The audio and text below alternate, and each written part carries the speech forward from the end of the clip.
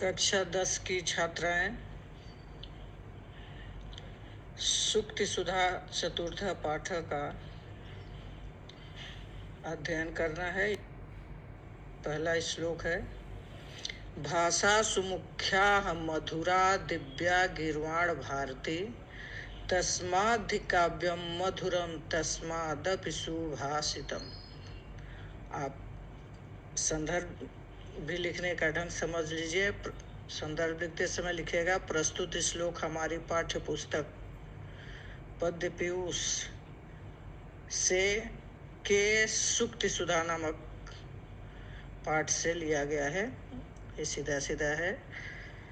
और अगर ऐसे लिखना चाहते हैं तो लिखें कि प्रस्तुत श्लोक हमारे पाठ्य पुस्तक संस्कृत पद्य पीयूष में संकलित सूक्ति सुधा पाठ से अवतरित है और इसमें संस्कृत भाषा की श्रेष्ठता को बताई जा रही है। प्रत्येक श्लोक में उसका जो मुख्य मकसद है उसी को आप संदर्भ में लास्ट में एक लाइन में लिखना है।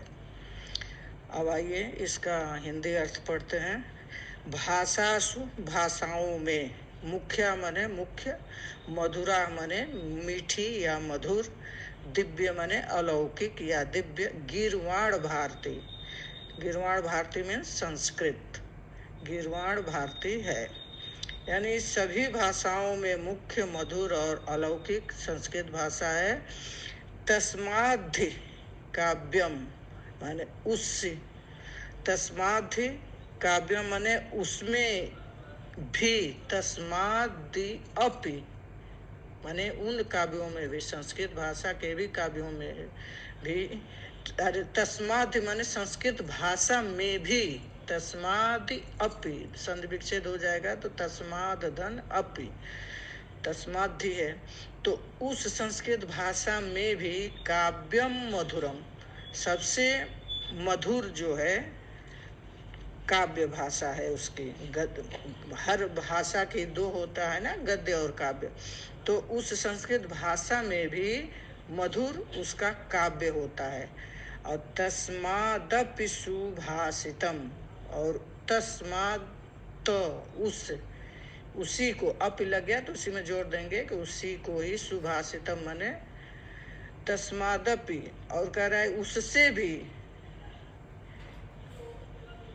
ज्यादा मधुर सुभाषितम, उसकी मीठी सुक्ति है, मधुर सुक्ति है। एक बार दोहरा दे रही हूँ कि कभी कह रहा है कि भाषाओं में मुख्य, मधुर, दिव्य और अलौकिक। गीर्वाण भारती माने संस्कृत है। गीर्वाण भारती को बोलते हैं देवताओं की भाषा, यानी देवताओं की भाषा संस्कृत है। और तस्मादपि उसमें भी काव्य, यानी संस्कृत भाषाओं में भी उसकी काव्य की भाषा सबसे मधुर है। और तस्मादपि, और उस काव्य भाषा से भी सबसे मधुर है उसकी सुभाषितम, यानी उसकी सुक्ति, मधुर सुक्ति। दूसरा श्लोक है, पृथिव्याम त्रीणि रत्नानि जलम अन्नम सुभाषितम मूढ़ै पाषाण खंडेषु रत्न संज्ञा विधीयते। देखिए संदर्भ सब एक जैसे लिखाएगा, थोड़ा सा उसका प्रसंग में एक लाइन अपने बार बार बता रही हूँ कि उसकी जो मुख्य मॉरल है, मुख्य उसका जो सार निकल रहा है, मतलब निकल रहा है, मकसद, उसी को लिखना है। यानी इसमें क्या बता रहा है कवि कि इस पृथ्वी पर कौन कौन श्रेष्ठ माना जाता है।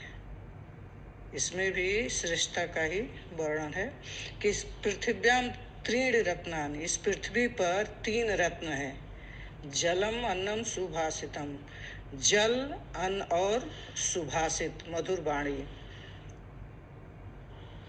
अमूढ़ पाषाण खंडेषु, लेकिन मूढ़ माने मूर्ख जो है, पाषाण खंडों में यानी पत्थर के टुकड़ों को रत्नम संज्ञा, रत्न की संज्ञा, रत्न का नाम, विधीयते माने देते हैं। कवि के हिसाब से इस पृथ्वी पर 3 ही रत्न हैं, जल, अन्न और मधुर वाणी।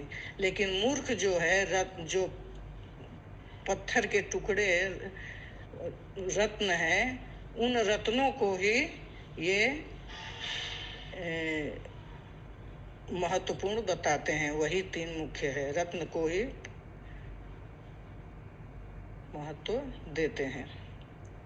तीसरा श्लोक, काव्यशास्त्र विनोदेन कालो गच्छति धीमताम व्यसनेन च मूर्खाणाम निद्रया कलहेन वा। वही प्रसंग में एक लाइन में बता दे रही हूँ। इसमें जो है मूर्खों और बुद्धिमानों की विशेषता बताई गई है कि काव्य शास्त्र विनोदेन कालो गच्छति धीमताम, कि धीमता माने विद्वानों की, काल माने समय, गच्छत माने व्यतीत होता है। तो विद्वानों का समय किसमें व्यतीत होता है? काव्य शास्त्र विनोदेन, काव्य और शास्त्र के अध्ययन में, यानी उनका मनोरंजन जो है काव्य शास्त्र का अध्ययन है। तो उनका मनोरंजन का समय किस में जाता है? विद्वानों का मनोरंजन का समय काव्य शास्त्र के अध्ययन में बीतता है। जबकि व्यसनेन च मूर्खाणाम, और मूर्खों का समय व्यसनन में, बुरी आदत में, निद्रा सोने में, कलहेन और झगड़ों में व्यतीत होता है।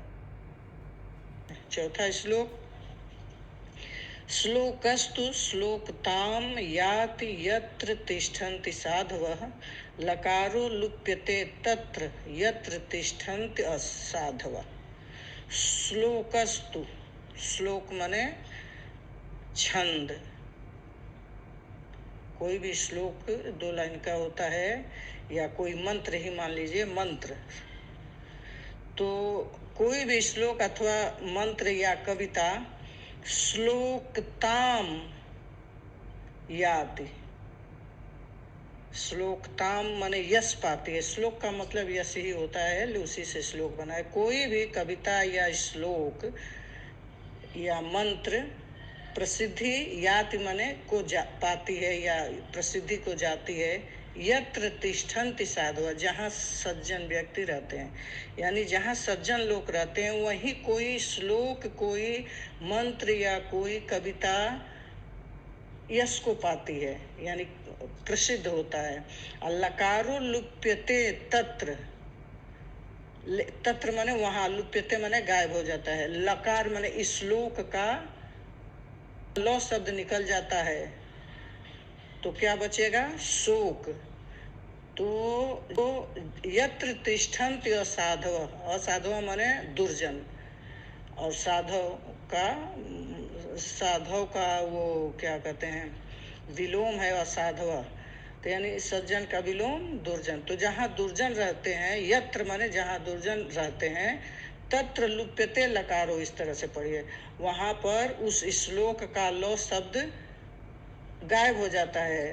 तो जब लो शब्द निकल जाएगा तो शोक बचेगा, यानी वहाँ पर शोक ही कारण बनता है। बस एक और लास्ट, अप्राप्त कालम वचनम बृहस्पतिर पी ब्रुवन, अप्राप्त कालम वचनम बृहस्पतिर पी ब्रुवन अप्राप्नुयाद बुद्धय अवज्ञानम अपमानश्च शाश्वतम। 5वां श्लोक है। अप्राप्त कालम माने बिना अवसर के, माने जहाँ पर समय न मिले। प्राप्त काल माने जहाँ समय मिले, समय हो और लग गया तो नहीं। तो अप्राप्त कालम माने बिना समय का, ऐसे बोलिए, बिना समय का। वचनम यानी वचनम बृहस्पतिर धन अपि धन ब्रुवन, यदि अप्राप्त काल में या बेसमय में या समय के अनुसार बृहस्पति भी अगर न बोले, बृहस्पति भी न बोले, समय के अनुसार अगर बृहस्पति माने विद्वान माना जाते हैं देवताओं में बृहस्पति, तो समय के अनुसार अगर बृहस्पति भी न बोले, कहने का मतलब कि यदि समय के विपरीत बृहस्पति भी बोलेंगे तो प्राप्त होंगे, बुद्धय अज्ञान अपमानश्च शाश्वतम। उन्हें भी शाश्वत होता है निरंतर, यानी हमेशा, जो कभी खत्म न हो उसको शाश्वत बोलते हैं, यानी न समाप्त होने वाले समय तक, माने शाश्वत काल तक उन्हें क्या प्राप्त होगा? अपमान प्राप्त होगा और अपनी बुद्धि की अवहेलना प्राप्त होगी। तो बुद्धया अवज्ञानम, यानी उनकी बुद्धि की अवहेलना होगी और उन्हें अपमान प्राप्त होगा। तो इसलिए इसमें कहा गया कि मनुष्य को समयानुसार सोचकर बात करनी चाहिए। धन्यवाद। 5 श्लोक अगले दिन 6ठे श्लोक से शुरू होगा।